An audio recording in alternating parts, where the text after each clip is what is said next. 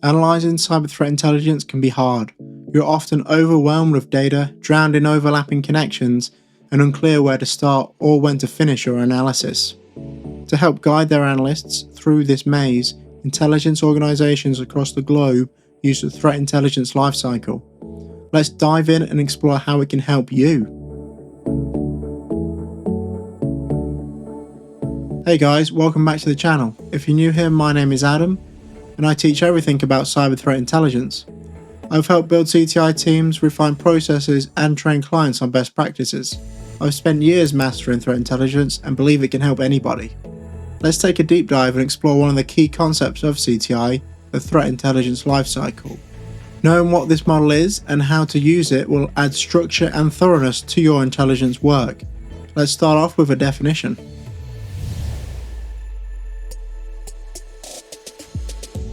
The cyber threat intelligence lifecycle is a model for structuring your intelligence analysis from beginning to end. Using this model, you can create processes for gathering, analysing, and sharing threat intelligence to your organisation's key stakeholders. The lifecycle follows the idealised model of how Western intelligence organisations structure their intelligence work, from collection to dissemination. It can be used as a guide for CTI analysts to follow when doing their own work, or as a template for CTI leads to use when designing processes for their teams. The threat intelligence lifecycle has 6 stages: planning, collection, processing, analysis, dissemination, and finally feedback. The first stage of the threat intelligence lifecycle is planning. Here, you'll define the goals and objectives of your intelligence activity, or plan out your entire program's ambitions. During this stage, you will identify the key stakeholders you will share your intelligence with and how you will achieve this. Establish your organization's intelligence requirements at the operational level by focusing on current threats, and at the strategic level by evaluating future threats. Determining the scope and key objectives of your CTI program or work. This can vary greatly between organizations. One organization may want to protect its brand reputation, while another may want to defend against ransomware gangs. And a defense contractor may wish to track advanced persistent threats, or APTs. Also at this stage, you'll want to prioritize what you want to protect. This includes sensitive information, key business operations and assets, and identify gaps in current intelligence. This could involve collecting more data or different data, changing processing or analysis techniques, or adjusting your distribution method. At the end of this stage, you should have a plan for collecting, analysing, and sharing information that fulfills the organisation's intelligence requirements. Once a plan has been made, you can move on to the collection stage. At this stage, you'll gather information that addresses the intelligence requirements you previously defined.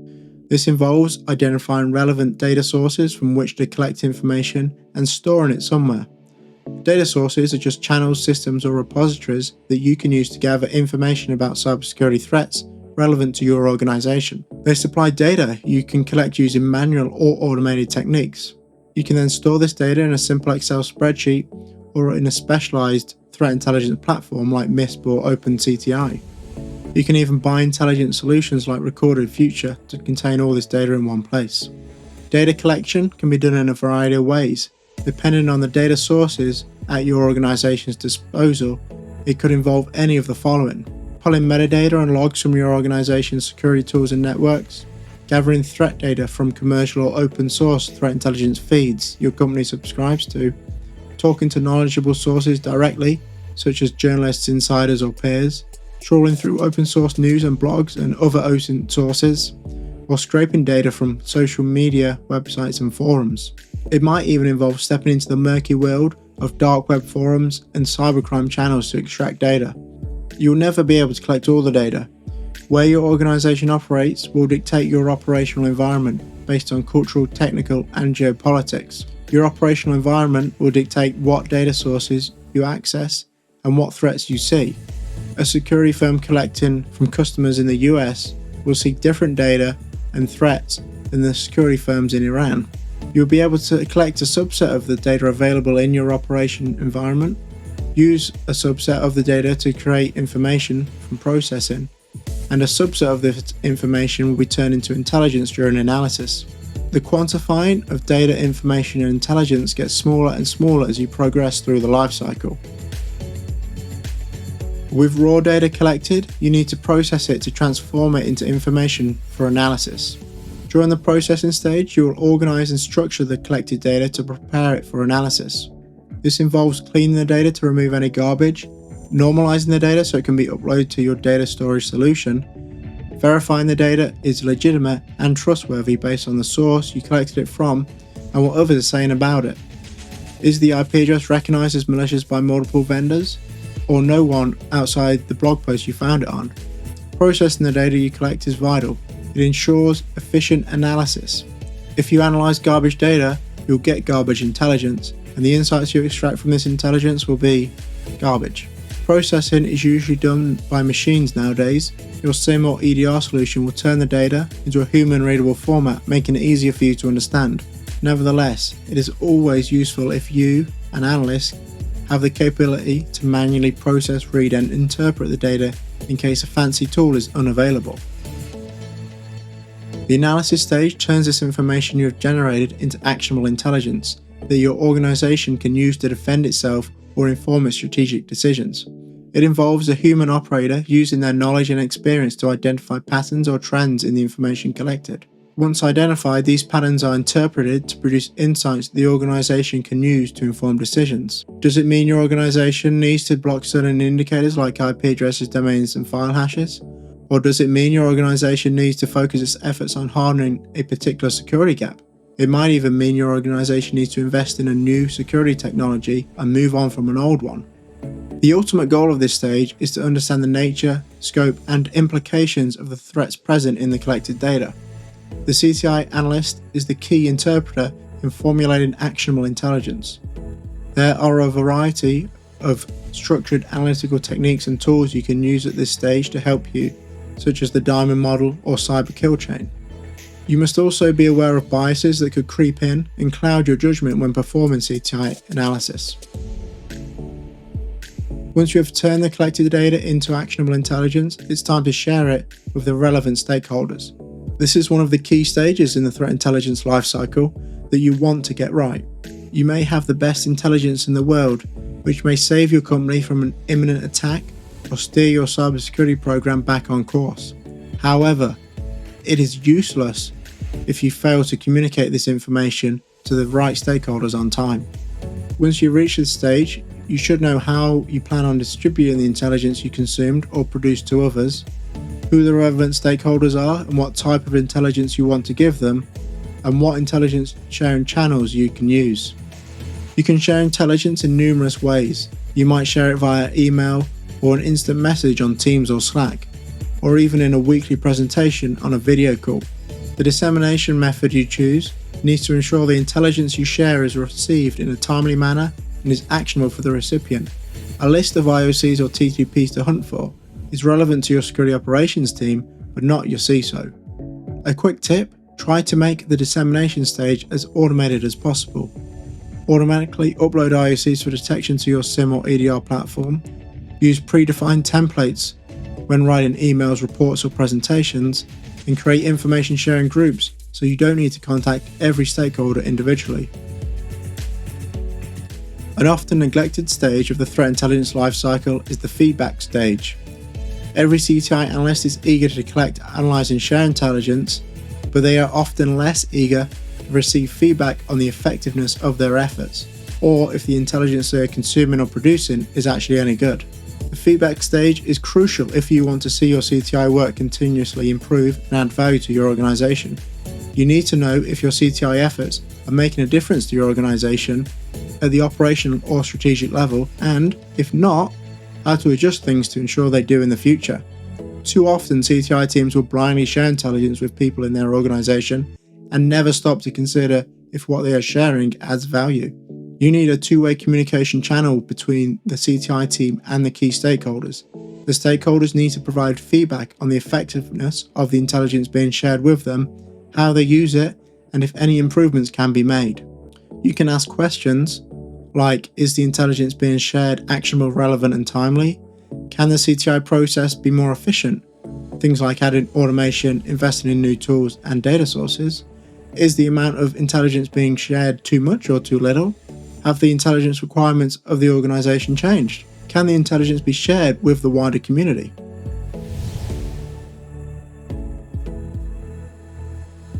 It does not matter the size of your organization or the resources at your disposal. The CTI Lifecycle is a model for all CTI teams to structure their processes.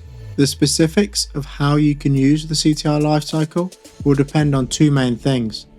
Firstly, the intelligence requirements of your organization, and secondly, the resources you have at your disposal.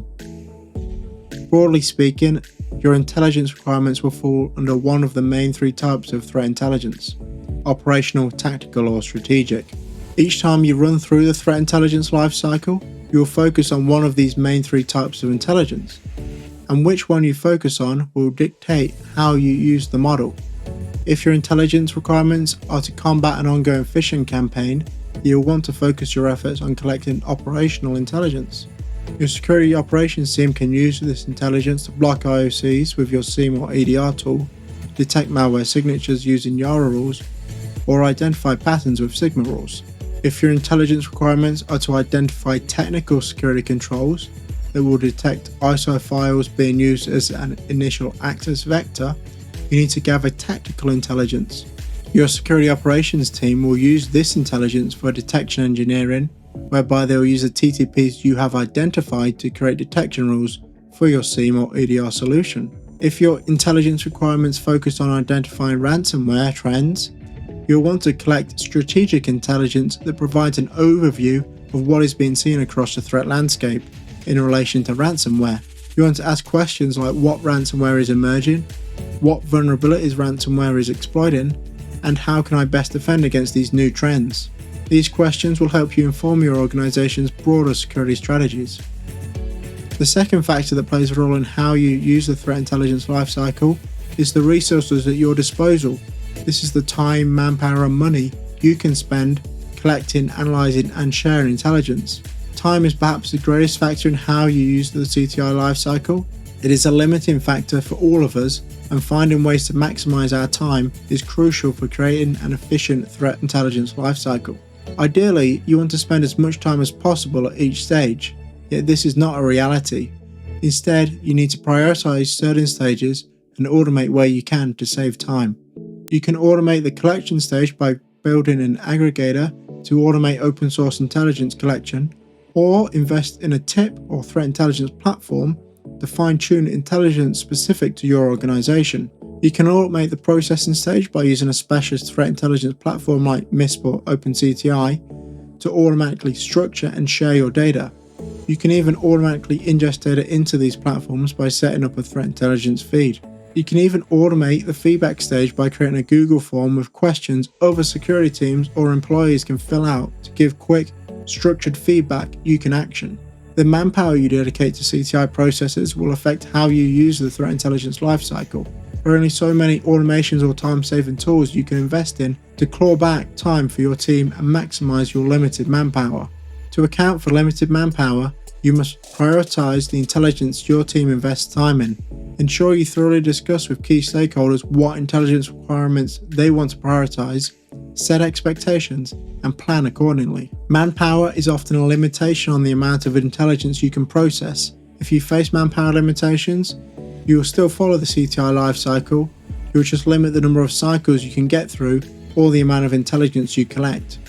Clear intelligence requirements will make it easier to collect only relevant information. Money is also a factor for all security teams. The more you have, the easier things are. However, today there are plenty of free resources where you can collect information, open source solution for storing that information, and free to use tools you can use to analyze that information and transform it into intelligence. Don't be swayed by the latest and greatest intelligence tools. Threat intelligence tools are just wrappers that vendors will put on their data. You're paying for the data in threat intelligence, so if one vendor can provide the same access to that data for cheaper, you're better off going with them and spending time building your own tools that better integrate into your CTI team's workflow.